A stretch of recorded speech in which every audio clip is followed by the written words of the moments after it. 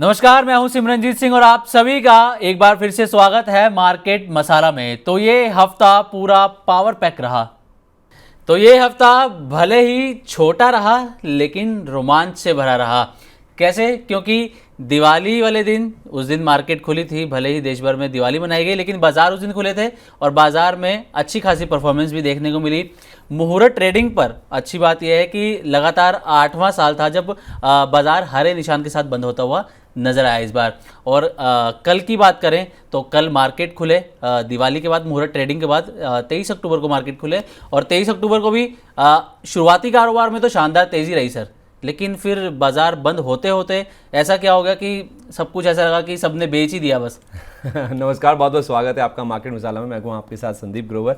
और जैसे आप कह रहे हैं कि मार्केट में ये हफ्ता छोटा था लेकिन रोमांचक था, बहुत ज़्यादा इवेंटफुल हफ्ता था ये मार्केट्स के लिए, क्योंकि जो खबर बाजार पिछले 8 महीने से सुनना चाह रहा है ना, इनफैक्ट 9 महीने से, वो खबर की एक झलक बाजार में देखने को मिली, एक सुगबुगाहट देखने को मिली कि शायद वो ट्रेड डील होती हुई नजर आएगी इंडिया और यूएस के बीच में, और हमारे लिए टैरिफ आ सकता है 15 से 16% का।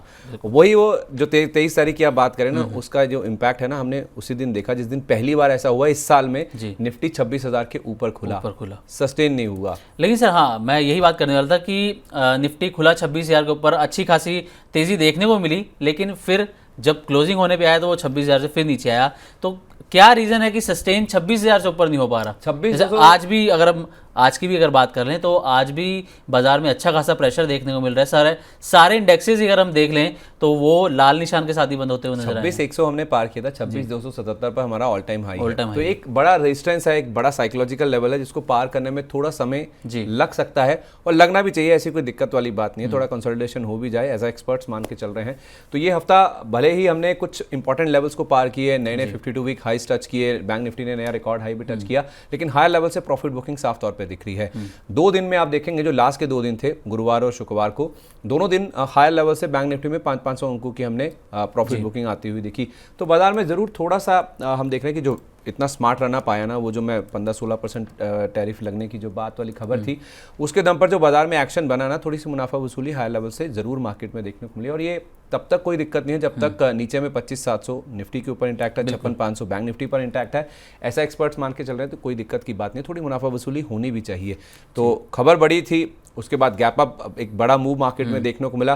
तो जिन्होंने लोअर लेवल्स पे ले रखा है, थोड़ी सी मुनाफा वसूली इस हफ्ते में जरूर बनती है। लेकिन सर मुझे लग रहा है कि अच्छी खबर यह है कि ओवरऑल अगर हम अक्टूबर मंथ को देखें तो निफ्टी में 1,000 पॉइंट से ज़्यादा की यहाँ पर बढ़त देखने को मिली है।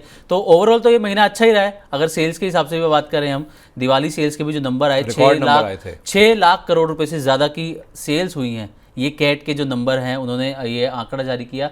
तो ये नंबर तो सर दिखा रहे हैं कि हाँ भाई, सब कुछ अच्छा चल रहा है। नहीं, अच्छा होना भी चाहिए।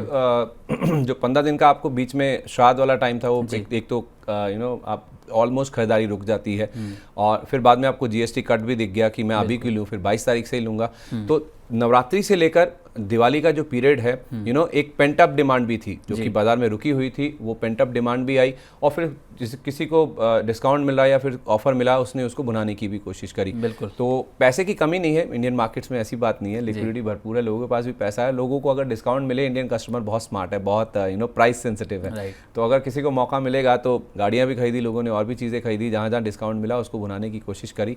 इसीलिए रिकॉर्ड बिक्री हुई कारों की भी और बाकी प्रोडक्ट्स की भी, और उसी को बाजार ने भी फैक्टर इन करने की कोशिश करी। हमारे लिए डोमेस्टिक इकोनॉमी के हिसाब से देखें तो कोई दिक्कत की बात नहीं है। हमारे लिए जो सबसे बड़ा इंतजार है वो ट्रेड डील का ही है, हमारी भी और चाइना की भी। अच्छा सर, जैसे कार सेल्स की आपने बात करी, तो टाटा मोटर्स ने अभी नंबर अपने जारी किए कि नवरात्रों से लेकर दिवाली तक, यानी कि करीब 1 महीने का हम ये टाइम मानकर चलें, तो उसमें 1 लाख से ज़्यादा उन्होंने कारें यहाँ पर बेची हैं, जिसमें टाटा नेक्सॉन हो गई, टाटा पंच हो गई, इनकी अच्छी खासी यहाँ पर डिमांड रही है। दूसरा, जो आप डोमेस्टिक लेवल की बात करें तो डोमेस्टिक मार्केट में हमारे लिए ट्रिगर्स अच्छे खासे नज़र आ रहे हैं। बाजार अच्छा परफॉर्म भी कर रहा है उन ट्रिगर्स पर, और जो इंटरनेशनल ट्रिगर या ग्लोबल ट्रिगर जिस पर हमारी नज़र है, यूएस इंडिया की ट्रेड डील, अभी तो सर ये सिर्फ खबर आई है कि जल्दी हो सकती है, और उसका इम्पैक्ट 23 अक्टूबर को बाजार में देखने को मिला, अच्छी खासी तेज़ी रही। और जब ये ट्रेड डील हो जाएगी तब आपको क्या लगता है कि बाजार क्या करेगा? 500 पॉइंट निफ्टी में कम से कम रैली उस दिन बनेगी, मतलब जिस दिन ये डील आ गई। अगर ये 15-16% के आसपास ही आता है, क्योंकि बाजार मोटा मोटी मान के चल रहा है कि 20% के आसपास का नंबर आएगा, ठीक है। अगर उसके नीचे कोई भी नंबर आता है तो कम से कम 500 पॉइंट निफ्टी में रैली, एक हैंगओवर भी खत्म हो जाएगा जब ये डील साइन हो जाएगी, तो भी अपने आप में एक बहुत बड़ा रिस्पाइट होगा। लेकिन हमारे लिए इंपॉर्टेंट ये भी था इस हफ्ते में कि H1B वीजा नॉर्म्स जो थे उनको भी ईज ऑफ किया गया, तो वो भी क्लैरिफिकेशन उस पे भी एक आई, क्लैरिफिकेशन आया था, वो भी बहुत पॉजिटिव था। इसके साथ साथ और एक चीज़ और अच्छी हुई इस हफ्ते में कि ट्रम्प साहब और शी जिनपिंग साहब की जो बैठक होने वाली है उसकी पुष्टि होगी। व्हाइट हाउस ने उसको कंफर्म कर दिया। पहले डोल्ड्रम्स में था और मलेशिया में भी 24 तारीख को दोनों देशों के अधिकारी मिले, तो उस लिहाज से कुछ पॉजिटिव्स आने शुरू हुए हैं यूएस की तरफ से, उसको बाजार ने फैक्टर इन करने की कोशिश करी। अब बाजार में नीचे से ही अच्छी पोजीशंस बनी हुई थी तो थोड़ी मुनाफा वसूली हुई है, इसलिए थोड़ा सा लग रहा है। लेकिन मैं आपको बता दूं, चौथा हफ्ता लगातार जब इंडियन मार्केट्स पॉजिटिव साइड में बंद हुए, ये मोहर ट्रेडिंग के दिन 8वां साल लगातार था जब हम पॉजिटिव बंद हुए, ये चौथा हफ्ता ऐसा था जब हम पॉजिटिव बंद हुए। इस हफ्ते 1/4% से ज़्यादा के गेंस बने हैं, लेकिन हाँ बावजूद इसके कि क्रूड उछला है। ओके, $61 वाला $66 हो गया। इस हफ्ते का बड़ा हाईलाइट था ये, जिस तरह से रूस की 2 कंपनियों के ऊपर प्रतिबंध लगाए गए हैं यूएस की ओर से, बड़ा इम्पैक्ट था क्रूड के ऊपर। ओएमसीज में इम्पैक्ट आता हुआ दिखा, चेन्नई पेट्रो, एमआरपीएल जैसे शेयर्स की पिटाई होती हुई दिखी। ये हफ्ता बहुत एक्शन पैक्ट था खबरों के लिहाज से, छोटा हफ्ता ज़रूर था, उसका इम्पैक्ट हमने मार्केट्स में काफ़ी ज़्यादा बनता हुआ दिखा। तो एक ये चीज़ थी, और उसके साथ साथ आप देखेंगे ट्रंकेटेड हफ्ता था, तो अगला हफ्ता जो है ना मार्केट्स के लिए बहुत इंपॉर्टेंट है, क्योंकि अगला हफ्ता भी एक्शन पैक्ट रहने वाला है, क्योंकि ट्रम्प साहब और शी जिनपिंग साहब की बैठक होने वाली है। इस पर दुनिया भर के मार्केट्स की नज़र है। और इसी के साथ भारतीय बाजारों में तो ऑटो सेल्स के भी नंबर आएंगे, हालांकि वो 1 नवंबर को आने, शायद उस दिन सैटरडे होगा, तो वो नेक्स्ट वीक, उसके नेक्स्ट वीक जो है मंडे को फिर वो रिएक्ट करता हुआ बाजार नजर आएगा। अच्छा सर, अभी आप क्रूड की बात कर रहे थे और ओएमसीज पर उसका आपने असर की बात करी, तो इसमें हम रिलायंस इंडस्ट्रीज को नहीं भूल सकते सर। बिल्कुल नहीं भूल सकते। इस पर भी खबर आई कि रिलायंस इंडस्ट्रीज भी अब उन्होंने भी एक सफाई कह लें कि हम दी है कि भाई जो भारत सरकार के नियम हैं उन नियमों के अकॉर्डिंग ही वो सब काम करेंगे, और जो उनकी ऑयल बाइंग है रशिया से, उस पर भी नया कोई विचार विमर्श वो करने लगे हैं। तो इसका आप इसके बारे में थोड़ा सा बताइए जरा। उन्होंने कहा है ना कि मिडिल ईस्ट से वो बाइंग करेंगे, और रशिया से अगर इंडिया ओवरऑल ही हमें रोकना है एज पर गाइडलाइंस, या फिर सैंक्शंस लग गए हैं, तो जाहिर सी बात है फिर रिलायंस को भी कट करना ही पड़ेगा, क्योंकि उनका वहाँ से भारी मात्रा में तेल आ रहा था, तो मिडिल ईस्ट में शिफ्ट हो जाएगा वो, ऐसी कोई दिक्कत की बात नहीं। लेकिन हाँ, सस्ता आ रहा था तो थोड़ा फ़ायदा था, तो उनके लिए थोड़ी सी दिक्कत की बात थी। रिलायंस का शेयर उसी दिन 23 तारीख को ही रिएक्ट किया था इस खबर पर भी, खुला ऊपर था, बाद में हाई लेवल से 3% हल्का होकर बंद हुआ, केवल इसी खबर के चलते। जाहिर सी बात है, आपका अगर कच्चा माल वहाँ से आ रहा है, जो कि कच्चा तेल है इनके केस में, तो वो अगर आपको सोर्सिंग चेंज करनी पड़ेगी तो किसी के लिए भी दिक्कत की बात हो सकती है। तो जो सिनेरियो बदल रहा है उसका इम्पैक्ट हमने रिलायंस के स्टॉक पर भी देखा, और रिलायंस अपने आप में जो 3% हाई लेवल से गिरा ना, वो भी एक मुनाफा वसूली का कारण था। ओके, अच्छा, रिलायंस इंडस्ट्रीज की हमने बात कर ली, तो इस हफ्ते कुछ और स्टॉक्स की भी बात कर लेते हैं जो खबरों में आपने क्या क्या देखा इस हफ्ते में? सर, इस हफ्ते एक जो मुझे लगा कि बड़ी खबर आई ओला इलेक्ट्रिक को लेकर। ओला इलेक्ट्रिक में जो एम्प्लॉय के सुसाइड की खबर आई, पूर्व कर्मचारी, बिल्कुल एक्स एम्प्लॉय के सुसाइड की खबर आई, जिसमें उन्होंने भाविश अग्रवाल जो सीईओ हैं ओला इलेक्ट्रिक के, उन पर सीधा सीधा आरोप लगाया। हालांकि कोर्ट से राहत मिल गई, लेकिन जांच तो जारी है, और कंपनी पर लेकिन उसका कहीं ना कहीं शेयरों पर भी इम्पैक्ट पड़ता हुआ नजर आ रहा है। नहीं, उनके जो भाई हैं, पहले वो उन्होंने पुलिस प्रोटेक्शन की मांग की थी, और अब कर्नाटका ह्यूमन राइट्स में भी उन्होंने स्टेट ह्यूमन राइट्स कमीशन के पास भी पहुंचे, और वहाँ पे भी मामला दर्ज हो गया है। तो दिक्कत शायद इनके लिए बढ़ती हुई नजर आ सकती है। तो भले स्टॉक गिरे ना, ओला इलेक्ट्रिक का एक्सपर्ट्स मान रहे हैं, यहाँ से अपसाइड कैप नजर आती है ओला इलेक्ट्रिक की, जहाँ तक बात है। हालांकि इन्होंने BESS लॉन्च कर दिया था पिछले हफ्ते, इनकी एनर्जी सेगमेंट में एंट्री हो गई थी, तब भी इनकी जो अपसाइड है वो कैप नजर आ रही है। ओला शक्ति, हाँ, ओला BESS battery energy storage system वाला। और क्या देखा आपने? और जो एक इस हफ्ते रहने वाला है फेडरल बैंक, जो आज ही की खबर आई है कि फेडरल बैंक में ब्लैकस्टोन करीब 10% हिस्सेदारी खरीद रही है, 10% स्टेक खरीद रही है। 6,000 करोड़ रुपए के आसपास की शायद ये डील है, तो इसका भी आज फेडरल बैंक में भी अच्छा खासा यहाँ पर इम्पैक्ट देखने को मिला। RBL बैंक, बैंकिंग सेक्टर में अगर हम बात कर लें, हफ्ता वहीं से शुरू हुआ, RBL बैंक से। तो RBL बैंक में $3 बिलियन के आसपास की यहाँ पर 26,000 से 26,000 करोड़, हाँ बिल्कुल, इंडियन करेंसी में 26,000 करोड़ की आसपास की यहाँ पर जो है वो खबर आई है।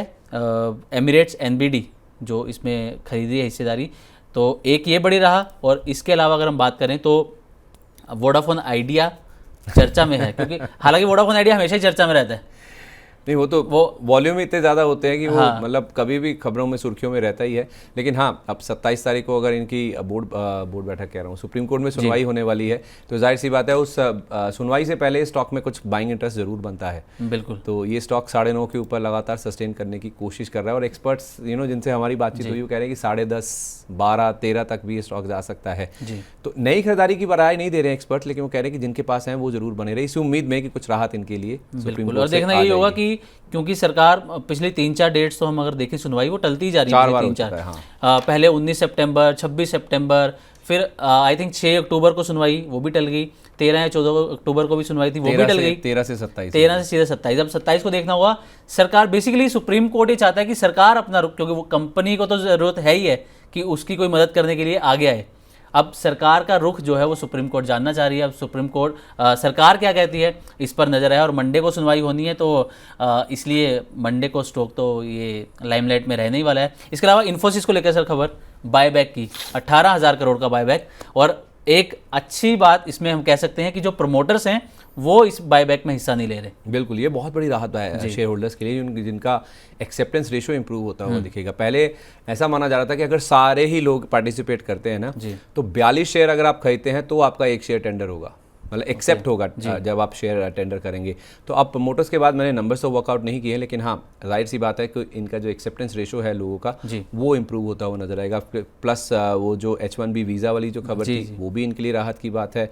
ये वाला जो प्रमोटर्स की ओर से राहत आ गई, फिर वो ट्रेड डील वाली खबर आ गई। ये हफ्ता पूरा IT सेक्टर के लिए देखें ना तो बहुत ही अच्छा था। इन्फोसिस को भी अगर आप देख लें, और इन्फोसिस लाइमलाइट में ज़्यादा इसलिए भी था कि बायबैक वाली खबर आ गई, तो ज़्यादा एक्शन इन्फोसिस के शेयर में इस पूरे हफ्ते में। और IT सेक्टर में खासकर 23 अक्टूबर को 1000 पॉइंट से भी ज़्यादा की तेजी एक वक्त पे देखने को मिली। ट्रेड डील की वजह से, और जो H1B वीज़ा का भी जो क्लैरिफिकेशन था उसका भी एक इम्पैक्ट यहाँ पर देखने को मिला। डिफेंस सेक्टर में आपने कुछ देखा सर? डिफेंस सेक्टर में तो फ्राइडे को ही बहुत बड़ा एक्शन था। जो डिफेंस एक्विजिशन काउंसिल ने 79,000 करोड़ रुपए के प्रस्ताव मंजूर किए हैं उपकरण खरीद के, वो बहुत बड़ा पॉजिटिव है पूरे सेक्टर के लिए ही। बड़े बड़े स्टॉक्स हैं, नाम है सामने आ रहे हैं। कुछ रिपोर्ट मैंने पढ़ी थी, एक इलारा कैपिटल की रिपोर्ट थी, वो कह रहे थे शिपिंग कंपनी जो ना मज़गांव हुई, कोचिन शिपयार्ड हुई, L&T हुई, या फिर और जो नाम है, इनको ही 60,000 करोड़ रुपए के ऑर्डर आ सकते हैं। BEL को, BEML को, एस्ट्रा माइक्रो, ये कुछ ऐसे नाम हैं जिनके पास नए ऑर्डर इनफ्लोज की उम्मीद आप करके चल सकते हैं। तो डिफेंस एज अ स्पेस, मैंने एक्सपर्ट से सवाल भी पूछे इस हफ्ते इस खबर को लेकर, तो वो कह रही है कि अगर आपका लॉन्ग टर्म का व्यू, तो डिफेंस अभी भी बुरा सेक्टर नहीं है पैसा लगाने के लिए, बशर्ते व्यू आपका लॉन्ग टर्म का होना चाहिए। और ये जो 40-40, 50-50, 80,000 करोड़ के जो अप्रूवल्स हैं ना, ये कभी भी आ जाते हैं 2-2 महीने में, क्योंकि हमारा रिक्वायरमेंट है और हमारी ज़रूरत इस तरह की, और सिचुएशन इस तरह की है, जियोपॉलिटिकल सिचुएशन इस तरह की है, जिस तरह की हमारी पोजीशनिंग है एशिया में, हमें ज़रूरत है, और ये खर्च आगे बढ़ेगा ही। ओके, तो चलिए सर, ये तो हमने कुछ ऐसे स्टॉक्स की कंपनीज की बात कर ली। तो एक स्टॉक और था लाइमलाइट में था, वो मैं आपके सामने ला दूं, वो है SCI का, शिपिंग कॉर्पोरेशन ऑफ इंडिया। ये स्टॉक जबरदस्त एक्शन में था, खासतौर पे थर्सडे फ्राइडे को जबरदस्त मूव स्टॉक में बनता हुआ दिखा। तो शिपिंग स्टॉक्स को लेकर सरकार मोदी जी पहले ही अनाउंसमेंट कर चुके हैं, तो शिपिंग पर सरकार का बहुत फोकस है जी। हम बहुत बड़ा खर्च करते हैं पूरे साल में, क्योंकि हम क्रूड के बड़े इंपोर्टर हैं, और भी चीज़ें जो आती हैं, तो हम शिपिंग का जिस तरह से इस्तेमाल करते हैं अपनी रोज़मर्रा की ज़िंदगी की चीज़ों को पूरा करने के लिए, हम खुद अपना फोकस शिपिंग सेक्टर में बढ़ाना चाह रहे हैं। इसका जो इम्पैक्ट है वो शिपिंग साइड में हमने शिपिंग कॉर्पोरेशन में पॉजिटिव साइड पर बनता हुआ दिखा है। तो आई थिंक 15-20% का मूव तो इसमें 2 दिन में ही थर्सडे फ्राइडे को ही बनता हुआ दिखा है। तो ये स्टॉक का लाइमलाइट में था, और यहाँ पे एक्सपर्ट्स मानते हैं कि शायद और भी अपसाइड की जो गुंजाइश है वो आपको आने वाले समय में मिल सकती है। और एक चीज़ और थी, इस हफ्ते की एक ही इकलौती लिस्टिंग थी, मिडवेस्ट लिमिटेड, बिल्कुल 1065 वाला 1165 पर लिस्ट हुआ, बाद में थोड़ा सा बिल्कुल 9.5-10% प्रीमियम पर लिस्ट हुआ, ठीक ठाक पैसा बन गया। इतना ही बाजार मान के चल रहा था। एक्सपर्ट्स कहते हैं कि 10-15% पैसे के लिए आप चाहें तो इसमें निवेश करके चल सकते हैं, और उतना पैसा बन भी गया, और बाद में थोड़ा सा हल्का हो गया, लेकिन ठीक ठाक पैसा बन गया ऐसे बाजार में जहाँ पे मुनाफा वसूली हावी थी, फिर भी बढ़िया था। डिस्काउंट पर लिस्ट होने से अच्छा है कि चलो कुछ तो पैसा बन गया बाजार में। जब ये खुला हुआ था तब भी इकलौता IPO था, और इस पूरे हफ्ते में लिस्ट होने वाला भी इकलौता IPO है, तो ठीक ठाक पैसा बन गया। तो क्या ये इसी का नतीजा है कि लिस्टिंग इसकी अच्छी होगी, क्योंकि इकलौता ही था ये इस हफ्ते? नहीं, वो एक फैक्टर भी था। कंपनी खुद भी अपने आप में ठीक है, ऐसी कोई दिक्कत नहीं है। एक्सपर्ट्स कह रहे हैं कि लेकिन हाँ, ये जरूर था, एक्सपर्ट्स कहते हैं कि लिस्टिंग गेन लेकर आपको निकल जाना चाहिए इससे बाहर। मतलब इसमें कोई लॉन्ग टर्म या शॉर्ट टर्म का अभी कोई किसी एक्सपर्ट का व्यू यहाँ पर नहीं आया है। एक बार पैसा बन रहा है 10%, लेकिन बिल्कुल निकलिए। चलिए, ये तो सर हमने बात कर ली कुछ ट्रेंडिंग स्टॉक्स की कह लें कि जो इस वीक में ट्रेंड में रहे, खबरों में रहे, खबरों का असर जिनमें देखने मिला। अब कुछ ऐसे ट्रिगर्स भी हैं जो मार्केट को इम्पैक्ट करते हुए नजर आएंगे। अगले हफ्ते की अगर हम बात करें तो अगले हफ्ते 27 अक्टूबर मंडे, तो अभी हम जिक्र भी कर रहे थे कि वोडाफोन आइडिया सुप्रीम कोर्ट में रीकैलकुलेशन को लेकर इसकी सुनवाई होनी है। अब उसमें सरकार का रुख जानना है सुप्रीम कोर्ट को। अब उसका भी इम्पैक्ट देखने को मिलेगा शेयर में। और इसके अलावा 28 अक्टूबर को वायदा की मंथली एक्सपायरी, ये भी एक ट्रिगर रहने वाला है। इसके अलावा सर और ट्रिगर आप कौन से देख रहे हैं? और एक IEX का स्टॉक फोकस में रहेगा, इंडियन एनर्जी एक्सचेंज, इनकी भी सुनवाई होने वाली है। मार्केट कपलिंग वाला जो मामला था ना, उसमें कोर्ट में सुनवाई होने वाली, वहाँ पे क्या निकल के सामने आता है, तो IEX पर आप ज़रूर नज़र रखिए। आई थिंक 30 अक्टूबर को ये सुनवाई होनी है। और अगले हफ्ते में ना, जैसे मैंने आपको कहा भी, ट्रंप और शी जिनपिंग साहब, इनकी बैठक होने वाली है। ये दक्षिण कोरिया में बैठक होनी है। आई थिंक 30 तारीख के आसपास या अक्टूबर एंड की बातचीत थी कि जब इन दोनों नेताओं की बातचीत हो सकती है। तो अगर चाइना और US के बीच में ट्रेड डील हो जाती है जैसा एक्सपेक्टेड है इस बैठक में, तो ये ग्लोबली मार्केट्स के लिए बहुत बड़ा एक संकेत होगा। और आने वाली जो प्रस्तावित डील्स हैं जैसे इंडिया के साथ होनी है, उनके लिए भी एक बहुत बड़ा इंडिकेशन ये हो सकता है। तो एक बड़ा रिस्पाइट भी हो सकता है, बड़ा हैंगओवर है, क्योंकि दोनों देश टस से मस होने के लिए तैयार नहीं है। बिल्कुल। तो इन दोनों की डील हो जाती है सर, तब भी हमारे लिए अच्छा है। और हमारी डील हो जाती है, वो तो हमारे लिए फिर सोने पे सुहागा हो गया। नहीं, हाँ, वहाँ पे भी कुछ आ सकता है, क्योंकि हम भी यही मान के चल रहे हैं कि नवंबर के पहले हाफ में हमारा जो BTA का पहला चरण है वो पूरा होना है, जो कि पीयूष गोयल साहब लगातार कह रहे हैं। We are continuously in touch with US delegates. तो अभी राजेश अग्रवाल जी होकर भी आए, जो टॉप नेगोशिएटर हैं, हमारे वाणिज्य सचिव भी हैं। तो उम्मीद है कि डील हो जाएगी और हमारे लिए कुछ फेवरेबल ही आएगा। वो 25% का जो पेनल्टी लगी थी वो तो हटनी तय ही है लगभग। ठीक है, और 15-16% भी हो सकता है अगर हो गया जैसे रिपोर्ट बता रही है। हाँ, तो फिर तो क्या ही बात, फिर तो क्या ही कहने, मतलब 500 पॉइंट कम से कम। मेरी एक्सपर्ट से किसी से बात हो रही थी, कह रहे थे कम से कम 500 पॉइंट, जिस दिन डील होगी उसी दिन 500 पॉइंट सीधा। चलिए, और अक्टूबर ऑटो सेल्स के भी नंबर आने हैं, तो वो भी कहीं ना कहीं, अक्टूबर आपने बोला, 1 नवंबर को, सॉरी 1 नवंबर को, वो भी कहीं ना कहीं इम्पैक्ट करते हुए ये 4-5 चीजें हैं, 4-5 ट्रिगर्स ये कुछ हैं जो मार्केट को इम्पैक्ट करते हुए नजर आ सकते हैं। तो चलिए सर, ये तो हमने आज डिस्कस कर लिया इस पूरे वीक जो मार्केट कैसी परफॉर्मेंस रही। पिछले हफ्ते जो दिवाली से पहले का जश्न बाजार में शानदार देखने को मिला, इस हफ्ते कौन से स्टॉक्स ट्रेंड में रहे, खबरों में रहे, क्या इम्पैक्ट रहा, क्या खबरें रही, सब हमने डिस्कस किया। ट्रिगर्स भी हमने यहाँ पर डिस्कस कर लिए।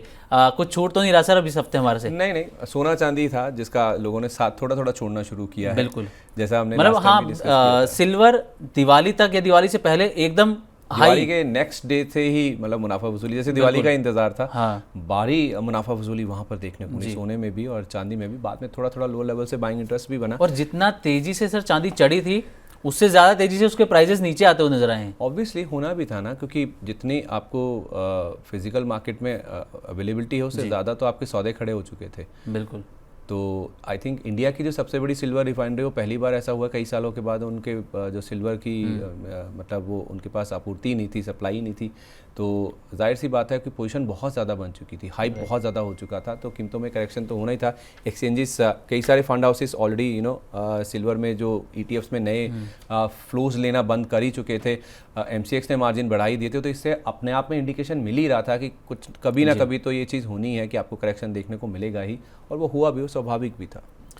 ठीक है सर, तो मुझे लगता है हमने इस पूरे हफ्ते में जो मार्केट में हुआ, जिस तरीके से परफॉर्म किया, जो खबरें रहीं, जो ट्रिगर्स अगले हफ्ते होने वाले, सब कुछ हमने डिस्कस कर ही लिया सर। तो फिर ठीक है, मार्केट मसाला को हम यहीं पर वाइंड अप करते हैं। मुझे और सिमरन को आप इजाज़त दीजिए, मिलते हैं आपसे अगले हफ्ते। तब तक के लिए नमस्कार।